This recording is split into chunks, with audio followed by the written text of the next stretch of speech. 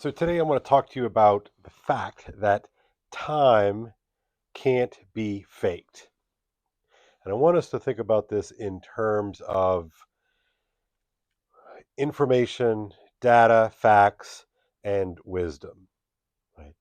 And the other day I saw a tweet, a post on Twitter X, and some sort of tech future guy was saying that, look, it's really no longer necessary to read books. You can outsource the reading of books to the AIs, and they can kind of quickly kind of tabulate all the information you need, and you can cut sort of the sunk cost time by whatever. You can kind of measure this thing.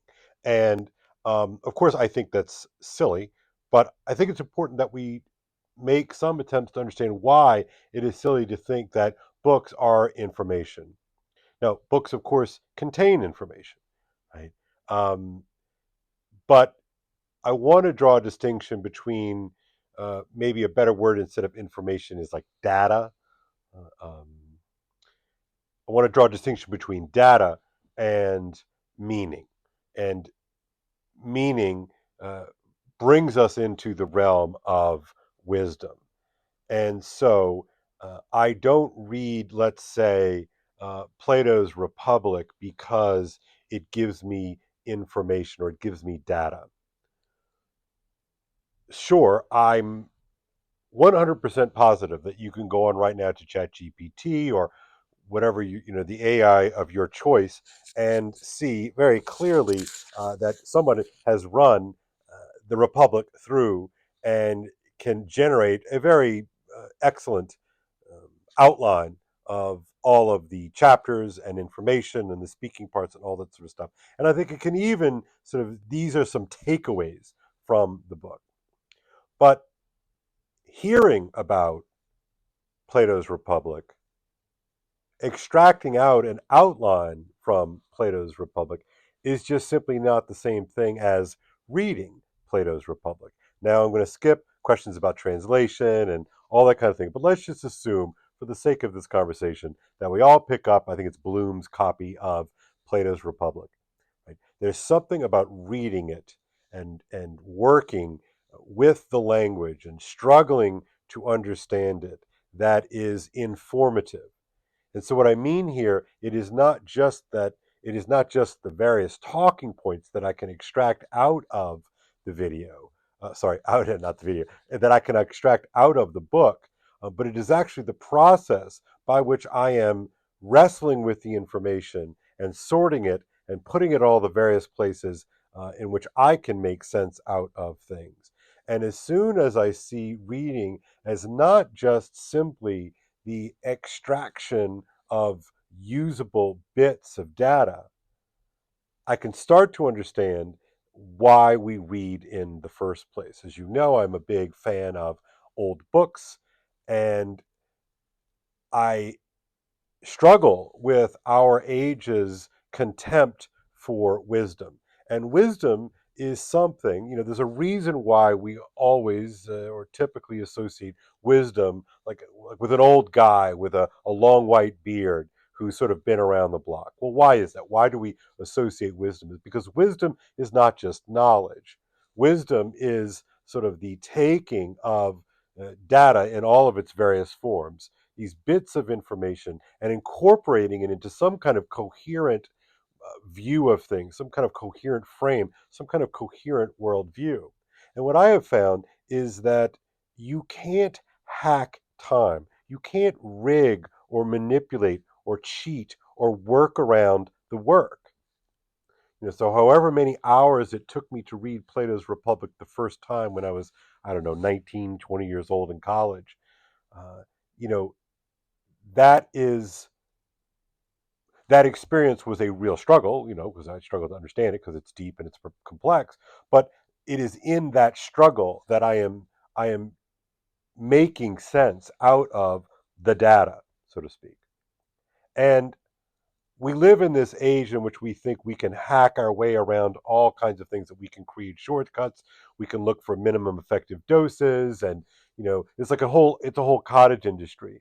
But I would like to argue that we need to understand wisdom, number one, as not optional, but number two, wisdom is something that simply takes time. Remember back in the day, there was like a slow cooking movement. This idea that with all of these time hacks, something is kind of lost. And so I think that it is so tempting in our time and space in which we're obsessed with getting and spending. We're obsessed with life hacks. We're obsessed with listening to a podcast at time and a half or what have you, and we're losing something in the very slowness of the process. And we need to be a little bit more patient, right? And I think it's important that this wisdom, this business of acquiring wisdom, is something that simply takes time. And if you want an example of this, take something that you read as a high school sophomore or a high school junior, let's just say. And if you're in your 30s or 40s or 50s or beyond, you know, read it again and watch the difference. Notice what's going on in you when you're reading something a second time, and that's always a level up moment. But also just think about what you bring to the book, and what the book then helps make sense out of you. There's just that sense that I can't fake being 52 years old. I am 52 years old, right? I have lived all of those years, and sometimes I was dumb and sometimes I was smart, but I always paid attention, and that stuff is there somehow, and it has informed me, right? So I think, I'm not against information, but I think it's important that we recognize that learning is not information transfer, right? It's not taking, this flash drive and sticking it into this hard drive and extracting it from that hard drive and taking out this flash drive and sticking it into this hard drive and then just simply copy files. Right? That kind of notion of education is one of the reasons we are in, I think, the pickle that we are in, that we do not respect the sheer amount of time and the value of time in building out a reservoir of metaphors and ultimately a reservoir of metaphors. And those of us who are in the business of teaching know that when those kids missed their sixth and seventh grade school years, for instance, during the lockdowns that shall not be named, um, those kids don't get that time back. What they were being informed by not being in school, by not being with their peers, or by having their learning arrested, that is a form of formation. Sadly, the kind of non data information, the kinds of things that you learn by interacting with other adults and interacting with other students and having homework due and sitting for a test and all those things we talk about as sort of being boring and stupid and retrograde in school. Those are informative of your world, of your person. And we now know, those of us again who teach in the lab, so to speak, we know what happens when kids are kept from those necessary steps. Reminds me of when a really, really smart kid is doing, let's say, Algebra 1 for the first time.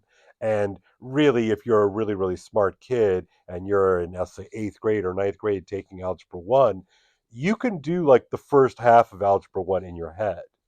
Right.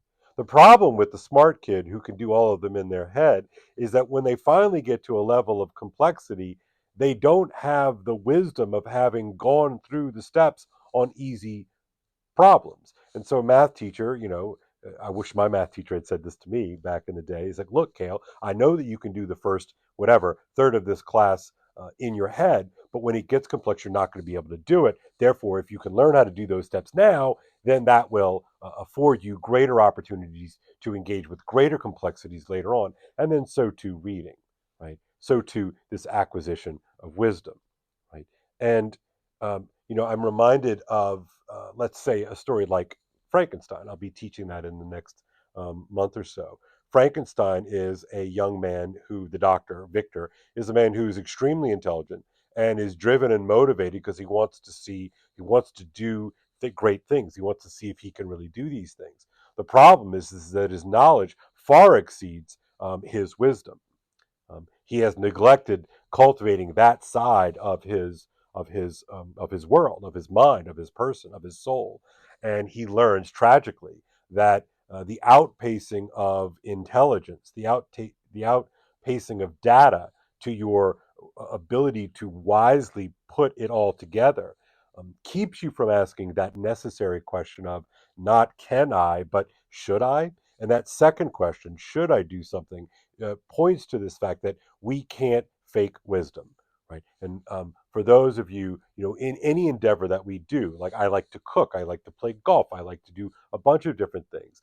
What I can do now, even though I'm not as physically fit as I was when I was 20 or 30, I'm wise to how things work. And so, even in the kitchen, for instance, because I've done these things so many times, I could do it almost without thinking.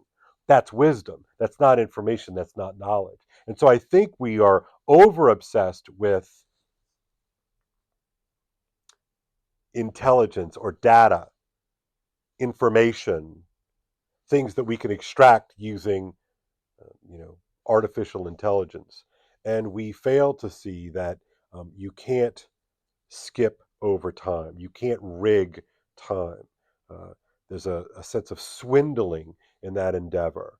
And that if you think you can swindle time, because wisdom and time seem to go hand in hand, then you are kind of hurtling towards some sort of cliff. So, anyway, that's my bit on the difference between information and wisdom. I don't think wisdom is optional. I want to encourage everyone, read books not for information. Sure, you can get information from a book, but you read books because that very process informs us, right? It gives us form, right? It brings us to sort of a deeper and broader destiny. All right, like and subscribe, all that nice stuff. Cheers. I'm out.